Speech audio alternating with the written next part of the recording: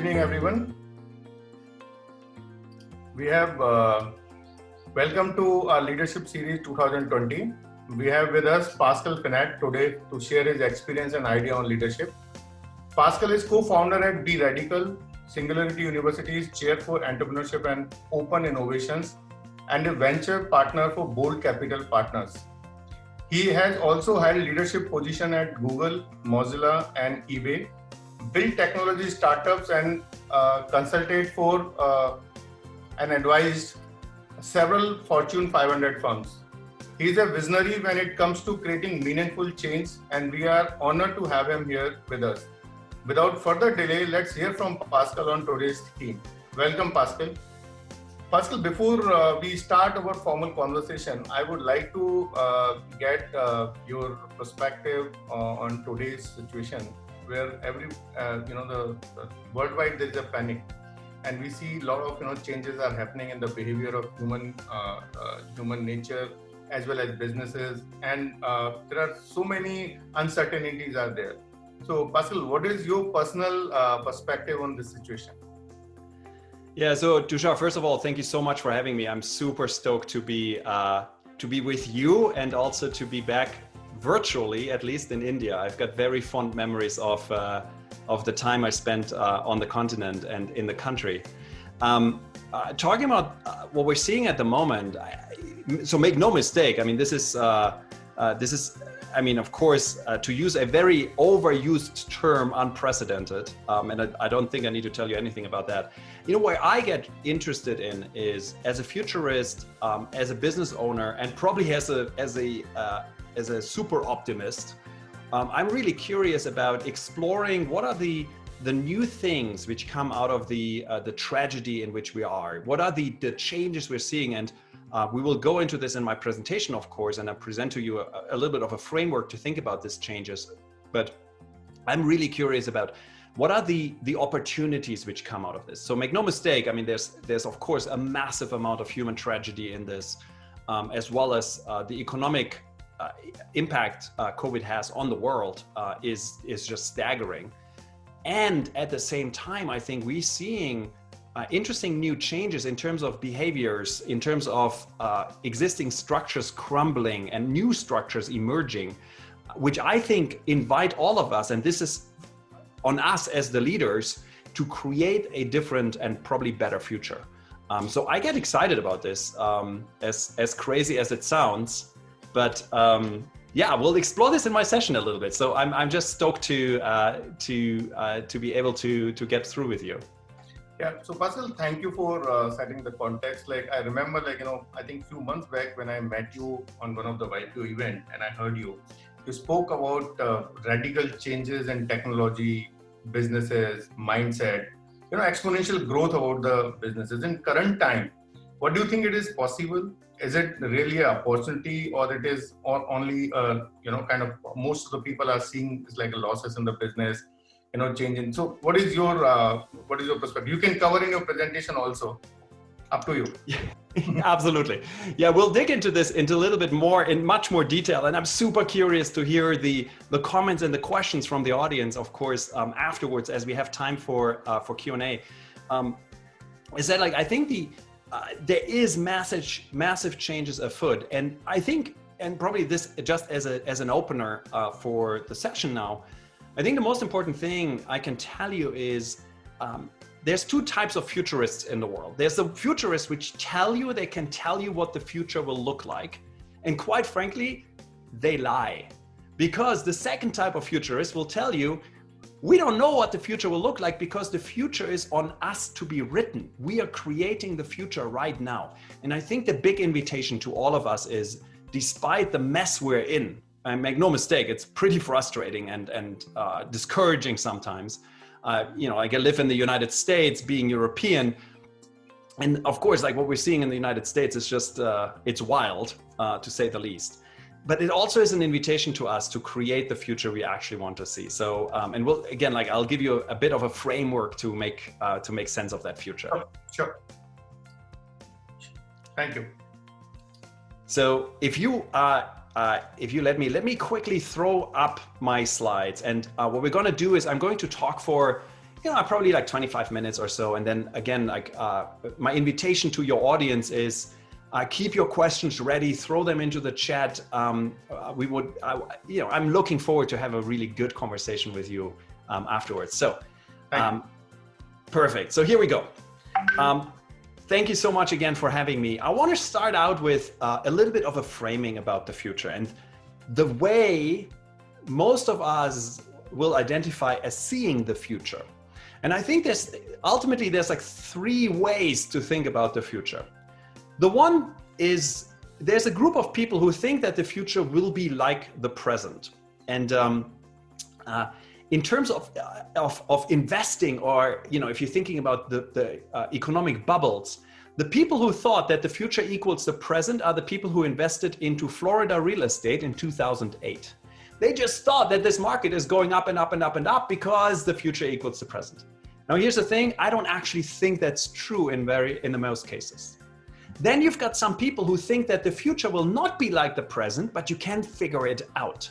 Those are the people who invested into the internet in 1999 when we had the first .com boom and then, of course, the crash. So this is, you get excited about the future. You think you figured it out. Sometimes you haven't. But I think that's a pretty good position to hold. And we will focus on this. And just recently, and this is talking about the COVID craziness, we have found a new person. And that new person thinks that the future has nothing to do with the present. And if you heard about the people who have invested into the stock of Hertz, the car rental company, which is of course bankrupt. So those are the people who have, they basically say it just doesn't matter anymore. So I hope you're not falling into that bucket, but we're focusing on the middle one. So that being said, the most important thing I can tell you about the future is that tomorrow will look dramatically different than today. And I used to say this for years now. And, quite frankly, pre-COVID, people always looked at me and they kind of smiled and then nodded and I said, yeah, sure, whatever. I do believe now we're all feeling it, of course, because of the situation we're in now. McKinsey has a model, what they call the 3-time horizon model. This has been adopted by my friends over at EY. And EY has a slightly different framing. I love this. They talk about the now, the next, and the beyond. And the whole point is that as a business leader, as a company, you have to have investments in all 3 time horizons. And typically the now was, of course, today. The next is, like next year. And the beyond was the 5 to 10 years out. Now, something interesting is happening with COVID. And this goes back to my opening statement, where I think that there's something interesting happening in the market, which opens up new opportunities. The now and the next are collapsing into the same point in time, which is right now, which is the reason why you might feel pretty overwhelmed with what's going on in the world at the moment and what's going on in your businesses. And the beyond, which used to be beyond, 5 years, 10 years, the future, is now really the time frame on the question of what is the world beyond COVID-19. So we're talking 2021, 2022. So the time frames, the scales have massively compressed, and that's really fascinating and interesting. In technology, we have this exponential curve. A good example for this is, of course, Moore's Law. Computers get twice as fast every 2 years. The good news is I don't need to show you exponential curves anymore, because by now we've seen many of those, because unfortunately, of course, pandemics move on exponential curves. Now, the important thing about technology is, though, that there is a lagging curve, which is the adoption curve. And the adoption of technology typically is nothing like the technology curve. But what we're seeing is, and this again points towards a different future, is what we call the COVID-19 bump. We're seeing a massive uptake in certain types of adoption or certain areas of adoption, which we've never seen before. A good example is the sheer fact that you're watching this here on video. Zoom had about 10 million consecutive sessions a day pre-COVID. Zoom now hosts 300 million sessions a day in the COVID world. So that's really fascinating in many interesting ways. The New York Times coined something called BC and AC. And I personally really like the framing here. It's the world before COVID and the world after COVID. And the question I'm asking myself when I look at these two frames, the BC and the AC world, is what are the things, the behaviors, the services, the products, the structures which have gone the stuff which has disappeared in this transition? What is the stuff which is new and what has changed? And particularly, I'm interested in the question of what is the residue of those changes? So the question becomes for me is, what is the change? What is the longevity of those changes? Everything you need to know, I can summarize in a single slide. You have seen this by now by many, many times, the exponential curve. Just as a quick reminder, many technologies move on these curves. Now, the important thing about this curve is not the curve itself, it's what this gentleman sees. Because if you're standing somewhere where this gentleman stands and you look to the past, and make no mistake, the past is the only point of reference you have, the only thing we know, the only pool of knowledge we can draw from. The past looks flat and linear. If you have the ability to see the future, which is what we're going to do for the next 15 minutes or so, the future looks steep and wild and crazy. Hemingway wrote a book called The Sun Also Rises. In this book, he has a quote which we have adopted and now call the Hemingway law of motion. And the short version of the quote is this: gradually and then suddenly. So keep this in mind, because this is how technology evolves. This is how these trends evolve. It seemingly takes forever for them to do something because, again, exponential curves look flat and linear in the beginning, but then suddenly they turn into this crazy storm which changes everything. Now, I kind of lied because you actually have to see a second slide. And this is a slide most people have never seen. Theodore Wright in 1936 wrote something which we now call Wright's law. And the short version of this is that progress increases with experience. The slightly deeper cut of this is for every % increase in production, you increase your productivity as a fixed rate. What this means is, and this is important to understand, the more you make of something, the cheaper it gets.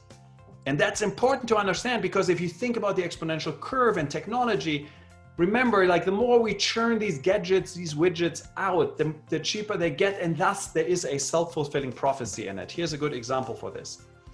This is the cost of lithium-ion batteries, the batteries which power your phones and your laptops, etc. That cost has come down on a kilowatt-hour basis pretty significantly over the last 10, 15 years. But then it flattened out. Because it flattened out because the world demand for those batteries didn't really increase all that much. But then something fascinating happened. Tesla, the car company, launched the Model S. The Model S runs on lithium-ion batteries. It has an equal battery amount to about 9,000 iPhones in a single Model S. So every Model S is 9,000 more iPhones being sold. And then what happened is we see Wright's law kicking in again, and the price per kilowatt hour is dropping and dropping and dropping. Self-fulfilling prophecies. Keep this in mind as we're exploring these trends. Now, here's the challenge with all these trends. Again, gradually and then suddenly, we tend to miss them. I want to do a quick exercise with you in your head. What you're seeing here is the time we spent on digital devices over the years. This is US data, 2008, 2018. It's very consistent around the world. The red bars is mobile phones. Blue is desktop and laptops. White is other internet connected devices. Now, here's a fascinating question. Imagine I could only show you the bar for 2008 because we are in the year 2008 or 2009. Who would have said, just looking at the bar, not taking any other information into account, oh my God, I'm seeing mobile is going to change the world. And then imagine I would have asked you the same question a year later, showing you the 2 bars and 3 and so on. And I guarantee you, because we've done this exercise hundreds of times with people all around the world, the median, the most named number when the tipping point reaches is 2012. And it kind of makes sense because you look at the graph and you see 2012 is this like moment where, mobile phones are like taking up about 1/3 of your online time. But here's the fascinating question. If you would have said 2012, I would have pointed out to you this. When you look at when some of the most interesting companies which leverage mobile phone technology at their core were being built, it's a really interesting picture. In the US, Airbnb 2008, Uber 2009, WhatsApp 2009, Instagram 2010. The same is true for the companies you have in India. You would have missed those companies not by 3 months, you would have missed them by 3 years. And that's important to understand, because what we have to get good at is reading what we call weak signals. And the world is awash in weak signals. There's millions of them now. And particularly, and this is where we get super excited, and we'll explore this in a second, particular COVID shows us a whole new class of weak signals. So let's explore these weak signals, the stuff where the curve looks flat and linear. Compute, I don't want to talk all that much about, because I think we all get it, that computers are getting more powerful by the minute. But the one thing I just want to point out to you, and this is a little tongue in cheek here, but if you look at what happened in the world of compute, this is the flight control computer of the Apollo spacecraft, the thing which brought us to the moon. The purpose of this computer was fly us most of the way to the moon. The computer did all the flying. It landed us on the moon. It takes off from the moon, and then it flies us back to Earth. That computer had a clock speed of 1 megahertz. 1 megahertz. It had 4 kilobytes of RAM and 72 kilobytes of ROM, which is the instruction code. So that was the thing which brought us all the way to the moon. Now you compare this with today. You buy one of these USB-C chargers. They come free with your laptop or your phone these days. In this charger is a chip. The purpose of this chip is to charge a phone. Now really, there's no other purpose of this chip. It is only there to charge your phone. That chip has a clock speed of 48 megahertz, 8 kilobytes of RAM, and 128 kilobytes of ROM. It's 48 times as fast, 2 times more memory, and 70 times more code than the chip or the computer which brought us all the way to the moon. And I just want to point one thing out here, because I have you as an audience. If you think we went to the moon, no, we did not. Clearly, I just proved to you that we never went to the moon, because how could we? Now, joking aside, what do we use all of this technology for? Well, of course, we use it for AI and algorithms. I just want to show you one slide here. This is from a think tank out of Silicon Valley called OpenAI. They looked at the computational throughput of a neural network. This is the newest version of AI, essentially.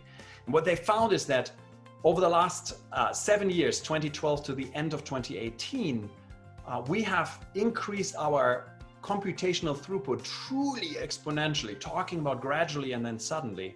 In those 7 years, we have become 300,000 times as powerful, and our ability to do compute currently doubles every 270 days. Here's an interesting way to look at AI. If you look at AI today and you say it's not powerful enough, it doesn't solve my problem, kind of all you have to do is you just need to wait, because soon it will be. And then just as a last point here, and pre-COVID, I would have talked about all these technologies much more, because I'm really interested in those, but we want to get to the COVID part. But energy, there's a massive shift happening in energy, going away from fossil fuels to renewables. Particularly solar seems to be a very promising technology. We're now building solar panels, and this is true for India, by the way. You've got massive solar panel installations. But Qatar just built an 800 megawatt facility where the price of solar energy without any subsidies is less than $2 per kilowatt hour. To compare this with coal, which is the cheapest form of energy, at least in the United States, coal is somewhere around 4 to 5 cents a kilowatt hour, unsubsidized. So we're moving into a world where we're dramatically moving into renewable energy. And the interesting thing about energy is many of the world's biggest problems are predicated on us using lots of energy. So once we get free and clean energy, we can actually tackle some of the world's biggest problems. Here's an important insight into energy, and particularly solar. This is work from a German PhD who calculated that if we were to build a solar panel the size of what you see on your left-hand side labeled Welt, the big one, the big red square, that is all it takes to power the world's energy consumption as it stands today. Now, this is theoretical. You can't actually build a solar panel this size, and you would need to transport the energy, and then you lose all of the energy, etc., because we can't transport without loss. But it gives you an idea that we're living in a world which is so predicated on the use of energy. We're fighting wars over energy, and yet we're living in a world where energy is absolutely abundantly available to us. It points to an interesting shift in our mindset from scarcity, which is where we're living today, to abundance, at least in the world of your mindset. And then, of course, we see these changes in other technologies. We see it in blockchain, in quantum computing, in neural interfaces, the idea of marrying your brain with computers, and we're getting better at those. We see it in genetic engineering. But I want to talk about the changes, the weak signals we're now seeing through COVID. And a good example for this is remote work. Remote work is a thing which has been with us for a long time. Of course, there's companies which do remote work for a long time. I used to work at Mozilla, the Firefox web browser, and we were a largely remote work organization. Many teams were geo-distributed all around the globe. But it's not common. And then, of course, COVID happens, and it does the COVID bump, because now suddenly everybody's remote, because we can't actually go into the office anymore. And the question for me becomes, what are the trickle-down effects? What is the interesting things? What are the things which are happening due to these changes? Here's a good example. So when you look at remote work, things like commercial real estate will change. If you're in the real estate business, you're running offices. In a remote world environment, I don't need quite as many offices anymore. Here's a fascinating insight. I just learned this yesterday. A large tech company, 3,000 employees, in New York City announced that they're permanently closing their office, because their office is on the 42nd floor of a building. And because you need to get the people into the building, despite the fact that you then need to retrofit the building for social distancing, et cetera, but even getting the people into the building means you need to get the people into an elevator, a lift. Now, when you get them into the elevator, they need to be socially distanced. So the capacity of your elevators goes down dramatically. They calculated that it will take them 4 hours to just get the people into the building. Thus, the building becomes essentially completely useless to them. Now, the interesting question becomes for me always, what is the implication of the implication? What are the further out implications? So because commercial real estate getting depressed, there's an interesting second one, which is residential real estate might go up. I'm now seeing residential real estate developers advertising and building residential real estate which has home offices. So what used to be in the United States, for example, the classic 2-bathroom, 2-bedroom, will now become 2-bathroom, 2-bedroom, 1 home office. So we're seeing changes, really fascinating trickle-down effect changes. When you do this very deliberately, what you do is you create what we call disruption maps. So you essentially put into the middle, similar to a mind map, your disruptor, say remote work in this case, and then you look at what are the consequences of this, and then you look at what are the consequences of the consequences, and you build these very elaborate maps. And the interesting thing about this is once you do this, you will find that there's an insane amount of really interesting opportunities which open up at the further edges of these maps. I want to give you a really funny one. And again, like this is a little bit tongue-in-cheek, but remote work will lead as a direct consequence to an increase in the use of IT services, cloud-based services. And it kind of makes sense, right? Because your people are not in your office anymore. They need to use more collaboration, online collaboration tools, etc. Now, once you do that, I actually think we will see an increase in cyber attacks.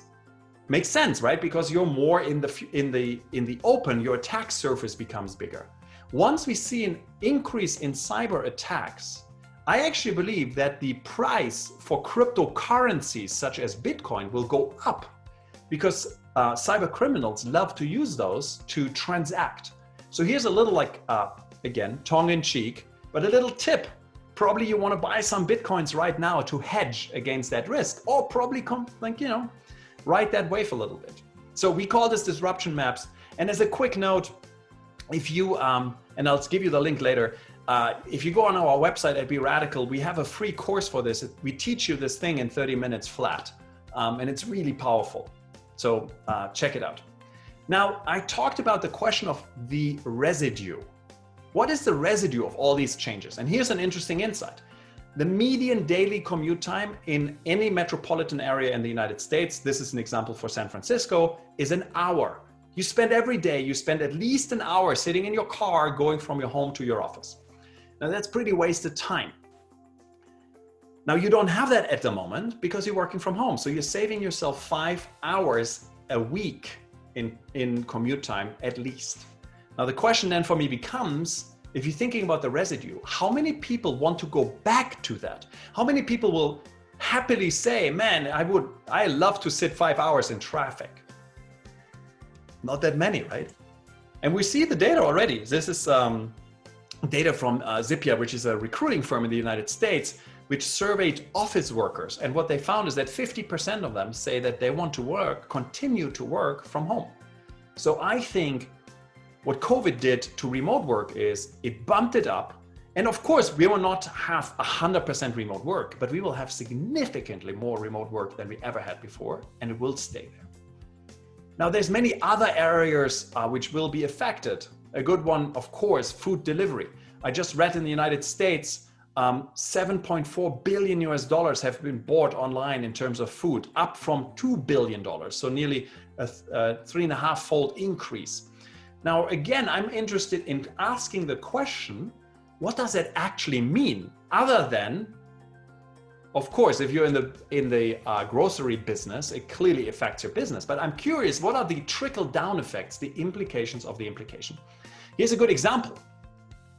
If you think about packaging in a supermarket today is optimized for you to be drawn to the package, to grab it, to have a visceral experience with that package and put it into your basket. Now, in a remote shopping environment, that doesn't actually make any difference anymore, any sense anymore. You don't care what the bottle looks like. What you do care about is how easy is it to transport.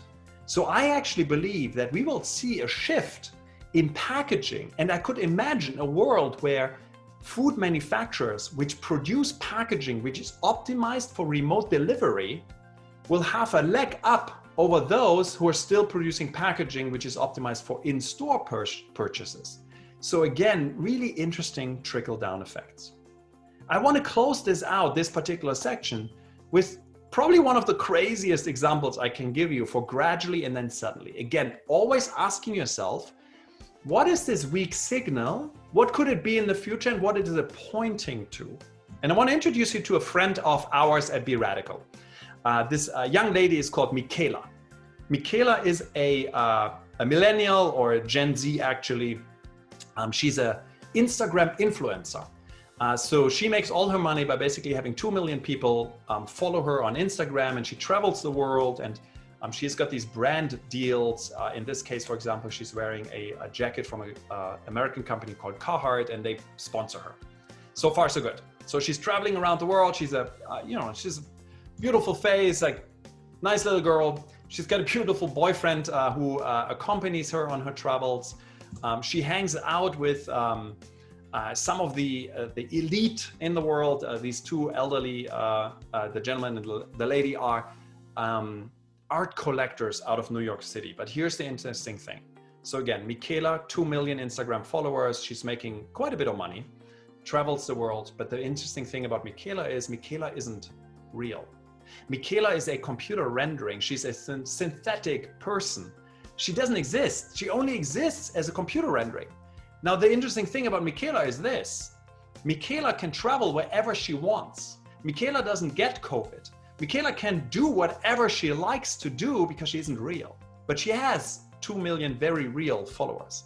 And then the question for me becomes, what is Michaela a weak signal for? Of course, if you're in the fashion industry, you should really rethink if you want to hire a fashion model, or you hire Michaela or one of her friends. But then the question becomes, like, what is that for a signal for? And here's a really fascinating one. This guy here is Roy Orbison. Roy is a American musician. He's dead, but we have revived him as a hologram, a full life-size hologram, which plays live concerts with a live band. And here's the fascinating thing about Synthetic Roy. Synthetic Roy doesn't get sick. Synthetic Roy can travel in a minute. He can be anywhere every day. Synthetic Roy also, and this is the fascinating thing, can perform in 2 places or 10 places or 100 places at the same time. He can give the same concert in San Francisco and in Mumbai, right? So everything is changing. Now, I want to leave you with a last thought on this, because the question you should ask is this. Not every weak signal will turn into a strong signal. Not every weak signal will turn into something. I mean, we all know many weak signals we've seen probably and got excited about, and they never turned into anything. So the question for me becomes, what makes a weak signal a strong signal? And we have 5 factors identified which turn weak signals into strong signals. And it starts with the factor number 1, which is timing.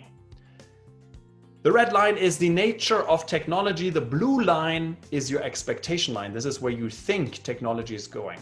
And we tend to overestimate the quality and the impact of technology in the beginning, and we're disappointed.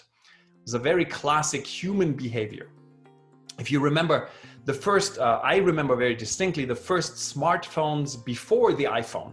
I got super excited because I was like, man, I can do my email on the go. I can check the internet. And they were terrible. I was so disappointed. I bought all of them and they were all horrible. But then eventually you get to the moment when actually Apple introduces the iPhone and you realize, wow, technology is changing and everything changes with it. And then eventually you get into chaos amazement where you can't actually keep up with the changes which are happening in the world anymore. Now you need to get the timing of the technology right. Because again, the first smartphones, they weren't powerful enough, the screens weren't good enough. There's a lot of technology components which were just not good enough yet. A good example for this at the moment is the blockchain. The blockchain has been hyped for the last 10 plus years. It really is mostly disappointing. It hasn't reached that point where the technology is just right yet. So then the second question becomes, outside of the maturity of the technology itself, what makes those lines cross? And we call this Gestalt. It's a German word, and it means the holistic view or perspective onto everything. And a good way to think about this is what the futurist community calls the STEEPS framework.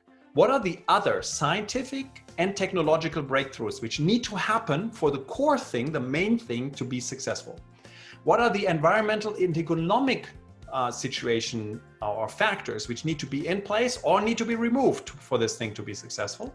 And what is the political and social impact of this thing, which needs to be either there or needs to be removed to be successful? So a good example for this is if you just look at something like cryptocurrencies.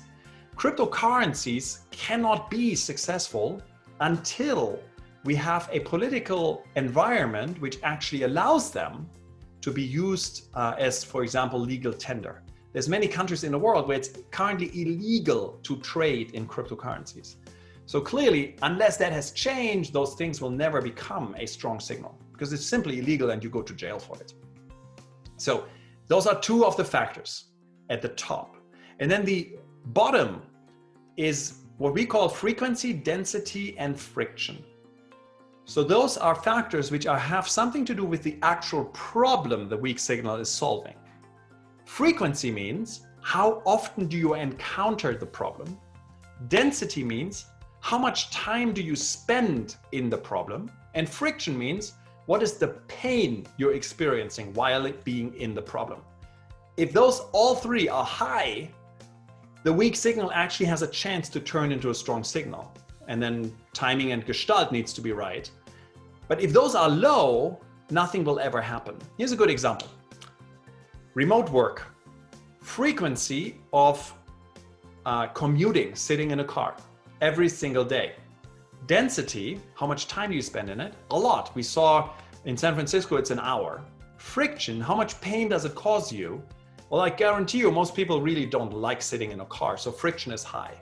If you take those together, that's one of the reasons why I do think, because they all 3 are very high for remote work, why I think that we will actually see quite a shift in the remote work environment. Here's a couple of questions you should ask. Again, timing. Is the solution available and scalable? How fit mature are the tech and the tools which are required? Insight or gestalt. What else needs to be true and please use the STEEPS framework. That's a very solid framework to think about this. Frequency, how often do you encounter the problem? Density, how long or deep is our engagement with the problem? And friction, how much pain do we experience with the problem itself? Now, I want to close on a quote. This is a dear friend of ours, Ron Shaich. Ron is the founder of a healthy fast food chain here in the United States called Panera Bread, which he sold for $7.5 billion to private equity. So clearly knows what he's doing. I asked Ron a while ago and said, Ron, how did you be so successful? And he said, Pascal, it's very simple. Our approach at Panera has always been to discover today what will matter tomorrow, and then transform our company into a future that is unfolding before us. I think that's what we need to do as leaders. Like our role is to spend more time in the future, figuring out what matters tomorrow, and then bring it back, create the systems and the stories which will allow our companies and of course our societies to move into that future. Now, the most important thing I know about the future is this, and this gets me really excited because we're living in a world where for the first time in human history, people, small amounts of community, like small communities, have the same innovation power as large corporations and even nations, which is beautiful because it allows you to do and change whatever you want to change. If you want to be in touch, the easiest way for you to be in touch is if you send just a blank email to this email address. There's a little AI bot behind it, which will send you back an email with my personal contact details, my LinkedIn, as well as we openly share all our latest research on a mailing list, which we will add you to. So by all means, just send an email to this email address. And with that being said, I am at the end of my remarks. I want to get out of my screen share, and I'm just so curious to hear what your questions and comments are. Thank you, Pascal. I think it's an amazing session as usual. Like when I heard you last time, and you always leave us with a lot of amazing thoughts and ideas. So Pascal, there is one thing which we have discussed about the future of work. I have few questions from the audience. Before I jump to the questions, I would like to ask you a few things. Future of work. You said that people are. You have already clarified that how the friction is there, how the disruption is there. Only one thing we are talking about a pain area when we are traveling to our workspaces, but there are so many things like interaction, collaboration, ideation. This can't happen on the 2D screen. Like, so if you ask me, I run an architecture firm. I do design and build offices. Yeah, it's like people are working on the Zoom calls and all, but still we feel like there is a strong lack of connection. There is a strong lack of human interaction. How will we solve this? So this is one weak signal we have saw in the traveling, but there are a strong signal we see that yes, the office has to come back because there is interaction required. If that was so simple to interact through only screen, the world would have not been as simple as today is. So what is your viewpoint on the interaction? I Tushar, I absolutely agree. I think there's insane richness which happens if we put people into actual proximity when they're like together, physically together. I believe in a world where COVID is with us, so granted, we all hope that we will get a vaccine for COVID and we are getting over this crap. But in a world where let's assume there's COVID at least around us, one of the changes I'm seeing companies are making is they actually create flexible work from home policies where, say, for example, a team works 3 days or 4 days from home doing the heads down work. And then one day they get into the office and actually interact and do the brainstorm work, the creative work where you really need to be physically together. By shifting the teams throughout the week, you can actually use your existing real estate and still maintain social distancing rules. For example, where like in social distancing, you can only put like a third to half the people into your offices because you need more space. But by shifting them around, you actually can accommodate all of your people, not at the same time, but you accommodate them throughout the weeks. And we're seeing at least temporary solutions to this where in offices which have a little bit more flexibility in terms of their layout, so open offices which like movable walls and dividers, etc. We already see interior design and architecture firms actually accommodating this and creating these spaces where we can interact with each other while maintaining social distancing, etc. to facilitate the human touch. Make no mistake, humans are a social creature. It's super important for us to actually have physical contact with other humans. So much so that one of the worst punishments we can give a human is solitary confinement, right? So absolutely, 100% agree. And I think, again, there's opportunity in here because we can now create new modes of interacting. Yeah. So I was talking to Diego, as we discussed before the session. Diego is again a very great exponential coach, and I had a session I think a week ago, and we were talking about this is not about purely technology. This is not purely interaction. The new word will be in between somewhere, and I think I totally agree with you. So I'll share my personal experience. Like before this, this COVID, I was always feeling that, why people spend so much of time in the corridors or maybe in the staircases or maybe the meeting points. But today when I see whole time in the screen, and I feel I should go out and I should interact with people, it is not about wasting time. It is increasing your productivity, increasing your, resting the mind. So I think in my view, Pascal, I totally agree. There is a weak signal, but there is a strong signal. We have to go back to the office. So another question, Pascal, I would like to ask you that you have given a lot of weak signals in different industries. Can you just give some examples where you find industries or maybe opportunities where you see weak signals are there and we should look at those industries as a kind of disruption opportunities? Or because at this growth there are a lot of industrialists are sitting in your audience and they are asking the same question. Ask Pascal that where are the weak signals, where we should go and invest and disrupt. That's amazing. Yes. I think a good pointer is if you look at the industries which are objectively most impacted by COVID, because they're going through a ton of change, and a lot of that is insightful even for other industries. I'll give you a good example. So we talked about already, of course, we talked about remote work and we talked about food delivery.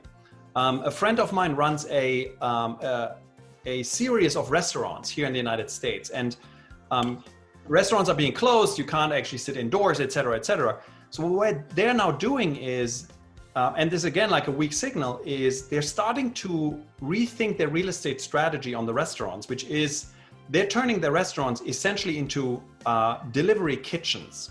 And the fascinating thing about this is if you think about a restaurant, the restaurant is, like 15% of the space is used for the kitchen. The rest is for your patrons to sit. Now, they're basically saying we can get rid of those 85% and just basically build better kitchens, which then are attached to delivery options. So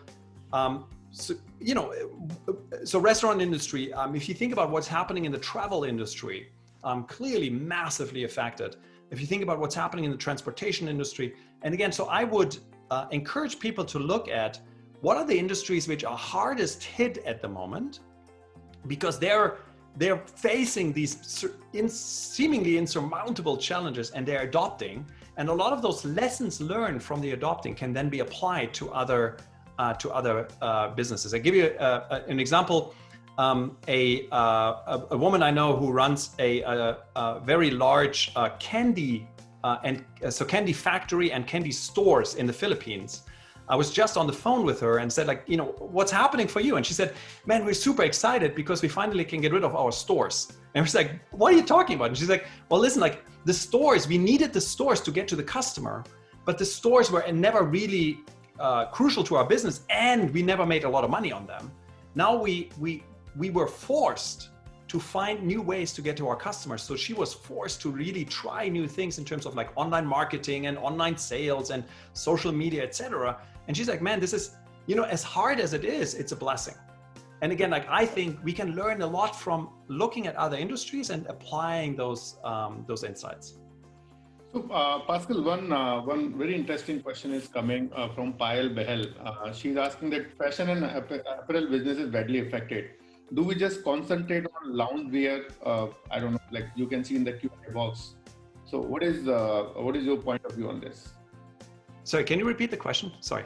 It is in Q&A box, Pascal. You can just have the question on the Q&A box. Oh, fantastic. Yeah.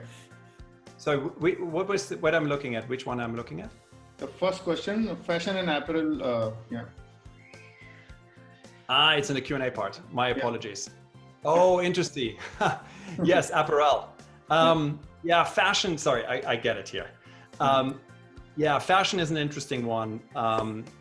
I think we're going through.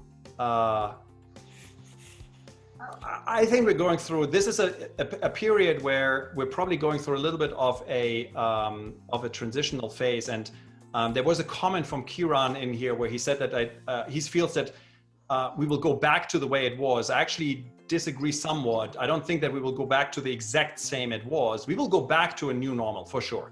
And I think fashion is one of those. I think fashion is super hardly hit at the moment without a question, because you can't go shopping, you can't go outside, you can't wear there's probably less a need for fashion. But I think fashion is such an expression of ourselves and has been for millennia, like always, that I do believe that we will get back to fashion becoming a thing. And again, I'm less worried about fashion. I think it will go through a trough, like a down without a question, but it will come back up to more where it was before. Because simply, and again, at the moment, every fashion company I know, at least I work with, they're all making face masks, right? So that seems to be the new fashion accessory of the day. And then loungewear, as was being pointed out here as well. But I do think we will go back to normal fashion. Great. Pascal, you have just spoke about some artists. We are seeing the 3D hologram, and that kind of technology is coming. That I just wanted to check with you that I'm having a session on Friday with Ajay Bijli, who's India's the biggest the cinema chain. Like since last 4-5 months, all the cinemas are shut, and there is no possibility in I think next coming month that cinemas will be again ready for the public. People are going to Netflix or Amazon or any kind of thing. What is your perspective, or what you see weak signal or strong signal in this industry? It will be a great plan. It will be a good planning for me for this next session. Yeah, it's interesting. So there's an interesting theory or practice which was developed by Clayton Christensen, the guy who wrote The Innovator's Dilemma originally. And it's called the jobs to be done theory. So the idea is you should always ask, what is the job my product actually does for my customer? And then the question becomes, how do you best solve for this? And the interesting thing is, if you think about movies, the cinema industry, etc., the job to be done is entertaining and you want to watch the movie. It really doesn't matter all that much where you watch it. And I think there's a shift we've seen over quite a few years now, of course, which probably somewhat goes away from the cinema, though the cinema serves probably a different purpose, which is you go there with your family or your girlfriend, your spouse, etc. It has a social component, which is disrupted at the moment. But then the watching of the movie can shift. And an interesting weak signal we saw here in the United States is there's a movie called Trolls World Tour, which is a horrible children movie. I think it's horrible, whatever. But it was originally scheduled to launch in the cinemas, and then the company behind it decided to launch it online as a streaming movie. It grossed $100 million plus. All the predecessor movies of that, this is like the third or fourth in an installment, grossed significantly less. So there's really interesting new opportunities. I'll give you a funny one, and you will probably laugh about this, but my wife and I basically, because there is no new movies coming out at the moment, right? Because all the studios in the United States hold back the movies until they think they can open the cinemas again, which might or might not happen. We kind of ran out of all the movies we wanted to see. So we started watching, and I've become a humongous fan of Bollywood movies, because there's no movies anymore. So I'm like, I'm on Netflix. I'm like, okay, so what are the top grossing Bollywood movies? I started out with 3 Idiots. I watched PK, and it's like, this is amazing, wow. Right? So I now have become, through this, you have reached an audience which you probably didn't have before, right? So I think there's, again, by rethinking a little bit, what is this new normal I'm currently interacting in, and then how do I push through this and use it as an opportunity? I think you have given the weak signal also and the strong signal also. So Indian, Bollywood film stars, or maybe the producers should think about the US audience like you. They should target to so Amazon. I think a lot of movies in India also releasing on the OTT platforms, and like I think in coming months people are releasing the movie. But don't you feel like the offices and the cinemas both, we have some opportunity of social interaction? It is not only, as you rightly said, it is not only watching a movie, it is interacting with the people, having fun. I think it's one more thing, Pascal, you have covered in your thing that there will be a up in the residential market, residential real estate market. People will be having not only two bed or the toilet or something, but it will be a good home office also. So you're talking about the individual home office, or are you talking about the society level, or maybe a cluster level, the offices or maybe co-workings, which is coming up in the societies also?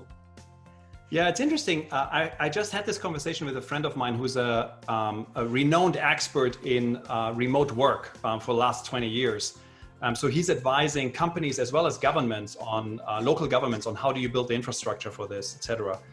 And he made an interesting comment to me. So the state of California just announced that they will permanently have at least half their workforce work from home. Due to the changes they're seeing in COVID, and they see that it works for them, whatever. But the interesting second part to this is, and this goes towards, maybe a weak signal here, is that the municipalities are thinking about using the empty office space, which is public infrastructure, as co-working spaces now, where they basically say, if you are, say you're living in a suburb, and you are now telecommuting, so you're basically not commuting anymore. You're, like working from home, or working from home at least some days of the week, and you want to have some interaction, some physical interaction. We can actually open up these empty office spaces. We can make them safe, as in we can create social distancing, etc. for you. But we open these up as public infrastructure. So I think there's a really interesting opportunity here, again, for some systemic change. And granted, we will see what the human nature will be, as in terms of like what is the acceptance of this, right? This is like everybody's guess of, and this goes back to Kiran about like his comment around, do we go back to the old because we seek it out, we want to have the old, versus what's the new. And one thing I want to point out here is I also believe there's a generational difference. So talking for myself, like I'm in my 40s, I probably have a very different perspective on this than a Gen Z, like someone who's 20, has always been growing up on like mobile phones. All their friends are like, like on social media, etc. So I think there's an interesting also generational shift, which might influence how we're looking at this. Great, Pascal. So another thing, like, if we see, I was just reading one article a few days back on the LinkedIn, and, how the complete landscape have changed about, the most innovative companies to most sustainable companies in the world, or most, the resilience they have in the, there's the offering. So what do you think, like 2-3 companies which you'd like to name here are the most innovative in the current scenario, or they have the most resilience in their culture or maybe their product? So like Amazon is supposed to be like the most innovative company in the world right now, because they have taken the benefit of all the situation of the COVID. So what is your point of view on that? Oh man, that's Apple is anyways not in the same category. Yeah, of course. That's really interesting. It's an interesting question, I think. I do believe that you see companies, I mean, Amazon is a very clear example of someone who is like benefited from this whole situation. Granted, I also think that they have been luckily in a position, because they were always about shipping, like shipping goods and such. They've been in a situation where I think they've clearly positioned themselves well. I think if you're thinking most of my work's in the tech space. So if you think about tech companies, I think which have shown real leadership in this space, I really am impressed with what Microsoft has done. In terms of like, their online collaboration tools, Microsoft Meet, etc. So I think that's an interesting one. I think there's something interesting happening, and Nidhi just mentioned this in the chat about education. I think there's some education institutions which have really taken the challenge of not having people in physical interactions and have taken that forward and have tried to figure out what does the future of education look like. An interesting thing is, at least in the United States, it is not the big universities. Like the big universities are actually all struggling pretty badly with, like putting their classes online, etc. It is the smaller, like more nimble organizations which have done really interesting work in this space. I think the companies which are struggling most, I find at least, are the ones which have a mindset of this is very temporary and we will go back to normal. The best companies are sitting at this and saying, we don't know if this is temporary or permanent, and we need to adopt right now, and we need to be able to adopt to whatever comes next. And I think there's a really interesting mindset, and you can sort companies by that mindset, I think. Yeah.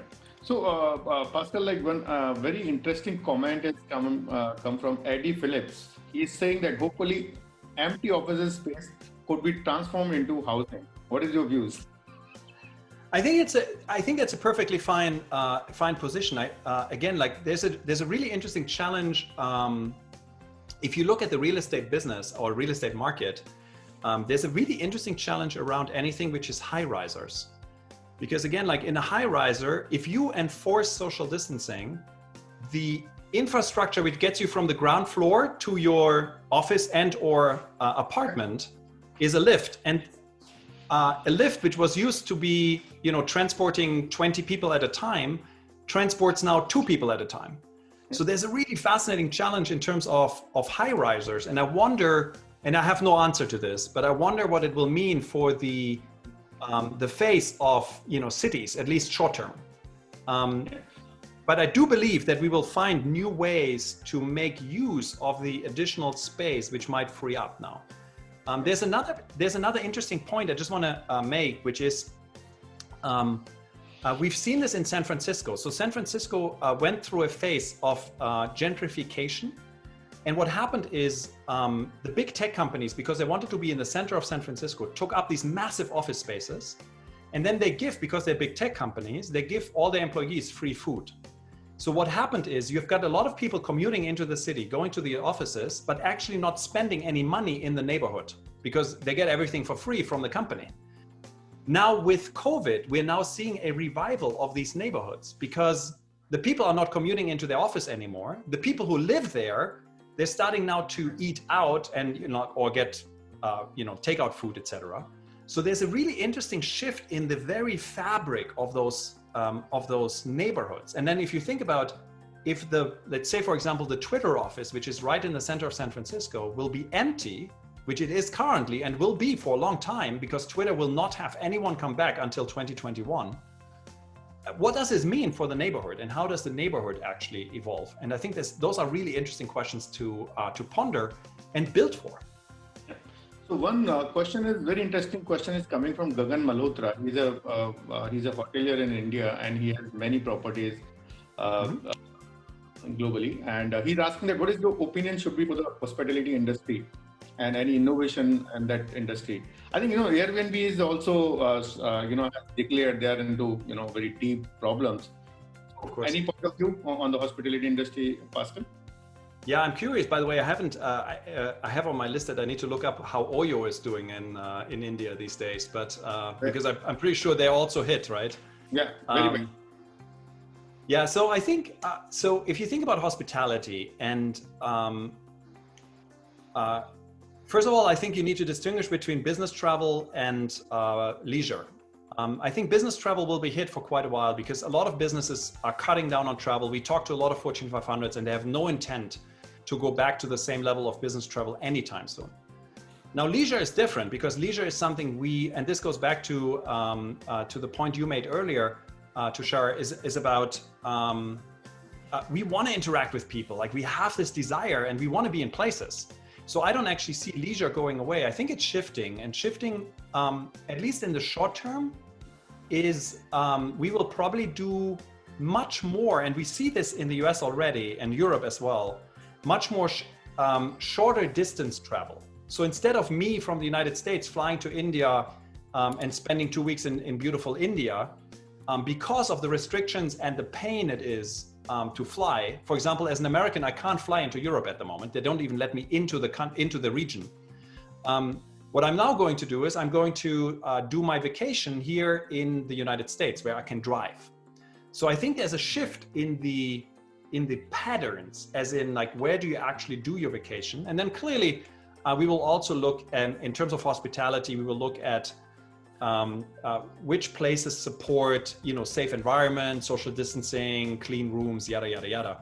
At least again, for the short term, while we're in the midst of the pandemic, which, realistically, even if we get a vaccine, just to point that out, even if we get a vaccine relatively soon, it will take, it will take at least a year, if not 2 years, to vaccinate enough people, right? It's just like a physical nightmare, like as in like the logistics behind that. So for everyone who thinks like this will be over by the end of the year or something, I just personally don't believe that.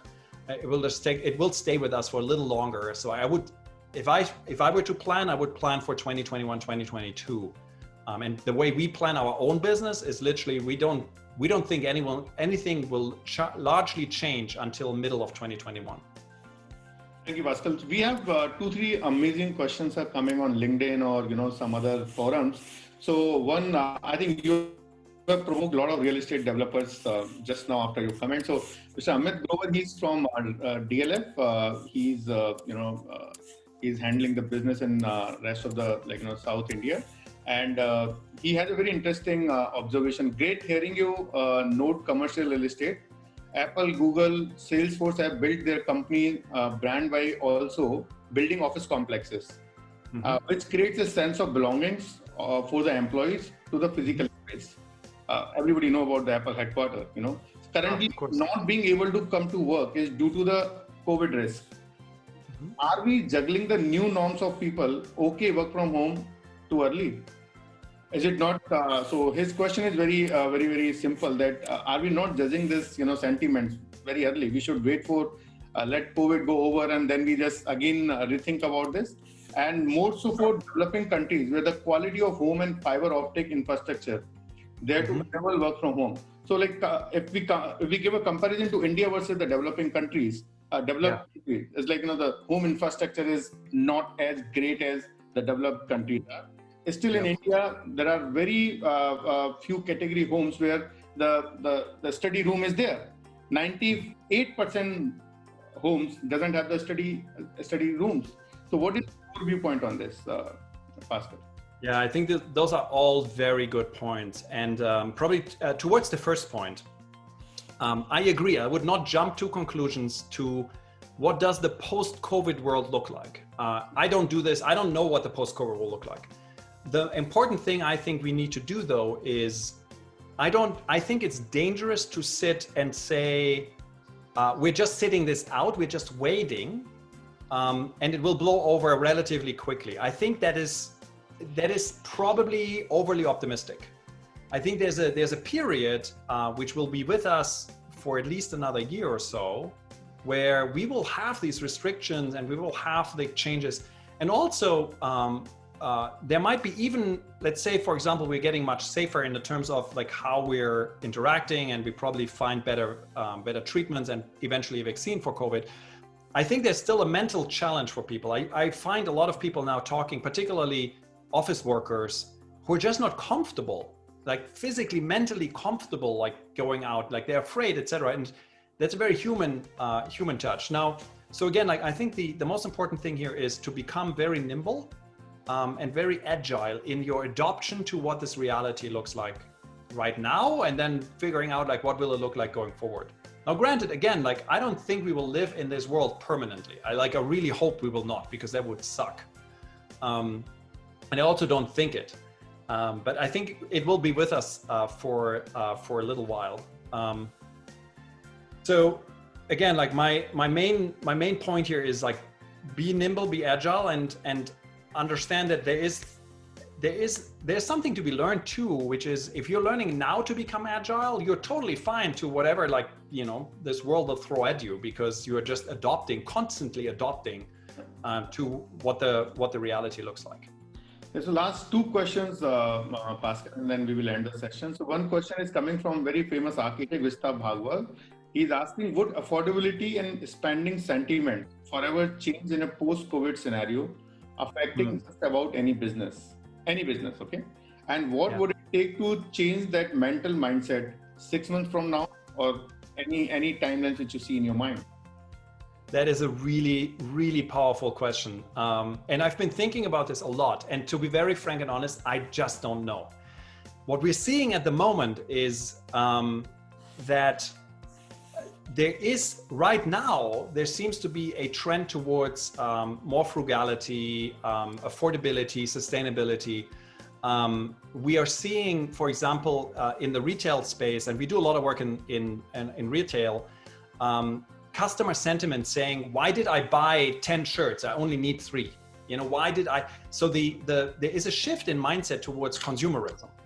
Now, I don't know how long lasting that is. I don't know if this is a thing which is happening right now. And then, you know, once like life returns to some form of normal, it will just like go away and like people will still, will go back to their old ways, or I just don't know.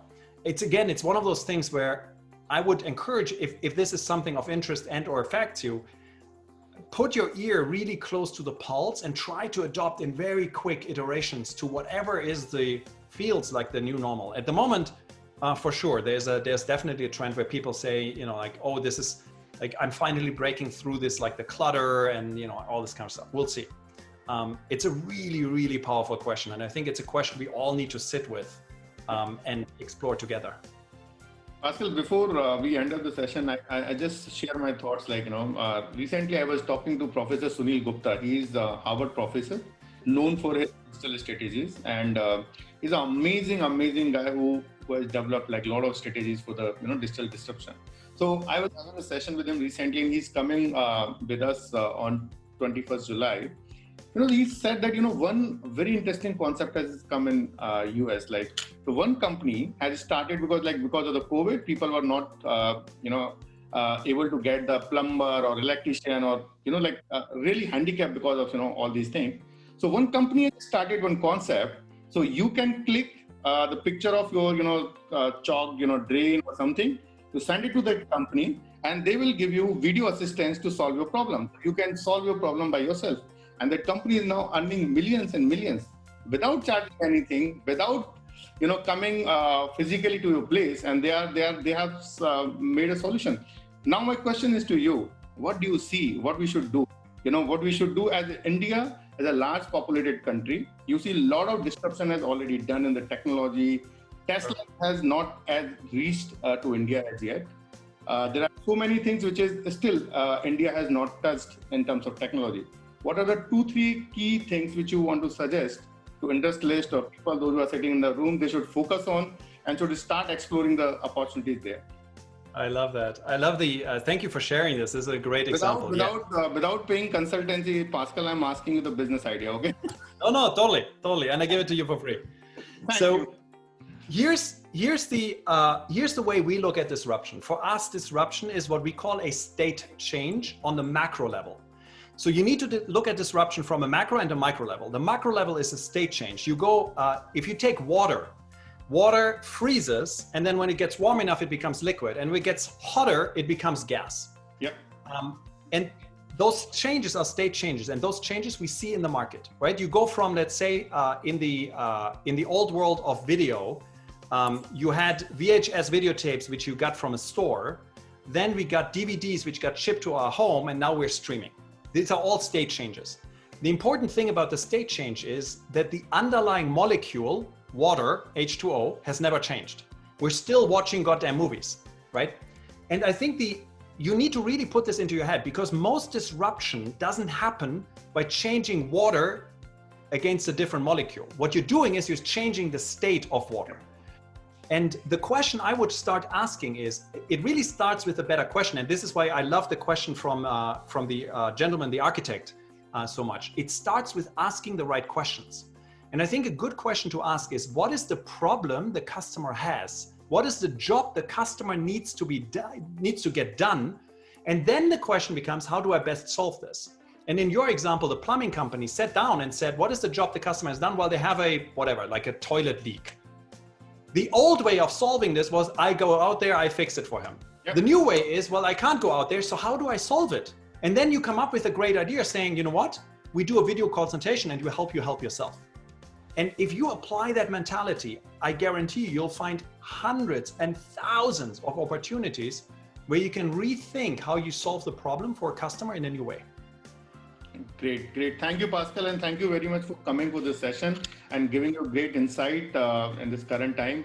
And I'll just end up the session that when the lockdown period has started in India, I was just thinking that how to engage the people and how to build a large community. And again, thanks to Professor Sunil Gupta, he told me, look at the app, if you don't create a community around your business will die soon.